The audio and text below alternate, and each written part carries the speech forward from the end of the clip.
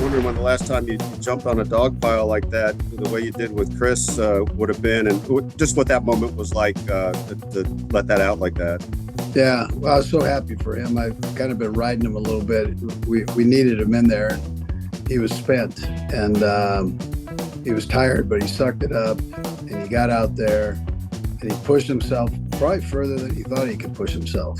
You know, I mean, he took himself to that state, you know, that wrestling state where you got to really reach down in there and kind of get through that evil thing that's like kicking your butt internally. So he did that, and I was so proud of him for that. Veach has said it before. We'd love to have him back, and they've just got to work all that out. So, but I think the effort will be there probably on both parts to try to get something done.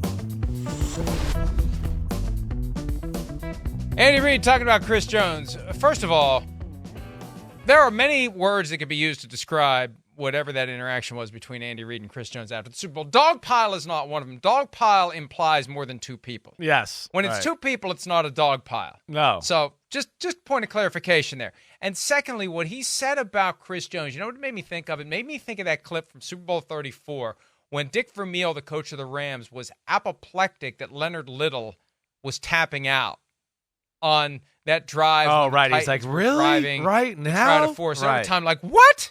Now? Right. What? You don't want to be in there now? Well, guys get tired. Yes. Guys know their bodies. Guys know what they can and can't do. And to Chris Jones' credit, and as Andy Reid said, he accessed something in that moment to fight through it, and he made a big play in overtime to keep the 49ers from scoring a touchdown. Yes, yeah. It's always funny. It was like, oh, yes, a coach who's not an athlete's telling me what an athlete should be doing in this moment, right? I mean, but yeah, Chris Jones, I mean, yeah, is a phenomenal football player. We know he's one of the best we've ever seen at the defensive tackle position. He's going to the Hall of Fame, right? And they needed him in this one. He probably did play more snaps than he would have liked to, but they were a little undermanned at the D tackle position, and he's the best D tackle they got on their team by far, right? But, you know, they showed up. The way they defended that run throughout the game, really. I mean, McCaffrey had 22 carries for 80 yards. He had like 17 yards on the first drive of the game, right, on 2 carries. So it was 20 carries for like 63 yards the rest of the game. That was phenomenal, and, of course, a big reason why the Chiefs won that game. So he becomes a free agent next month. The franchise tag number would be prohibitive for the Chiefs. So they either sign him or he becomes an unrestricted free agent, free to sign with any other team. Reid suggested they'll do what they can to try to work it out. And, look, this is his last shot at getting paid. He's not going to play until he's 40 like Patrick Mahomes. And they'll put the hard sell on him. They'll hope that he'll decide to do a deal that allows the Chiefs to have enough other great players around him. But at the end of the day, you know, he's going to know what's behind door number 1, and he's going to know what's behind door number 2. We're going to be in Indy in 12 days. That's when the tampering stuff really gets going. And even before it's time to sign a contract, there's that 48 to 52-hour window where you can negotiate with other teams.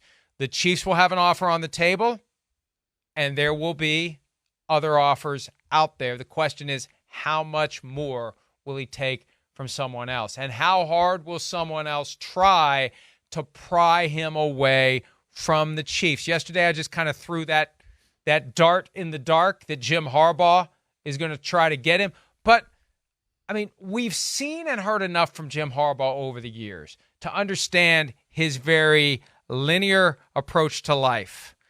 There's a great player on our top rival that if we can get him away from our top rival, they will be substantially weaker and we will be substantially stronger and have a better chance of competing with them. What does it take to get him? Go get him. Whether it's Harbaugh or somebody else, but somebody in the division is more likely to do it, I believe. Let's go get this guy and hurt the Chiefs if we can. It's very simple. Yeah, I don't disagree with you there. I think there's that aspect. I think the Chiefs got to worry about that team that, kind of like you're saying, new head coach or trying to flip around the culture right now on the fly. That's going to be maybe willing to spend a lot of money for 2 years on a guy like Chris Jones. I think that's the problem the Chiefs are going to have to deal with. And, of course, the Chiefs are trying to think long play here. They have Mahomes. They're thinking, wait, we're in the Super Bowl window for at least the next 10 years. So I'm sure they don't want to be cemented or connected to any long-term deal with Chris Jones and having to deal with that.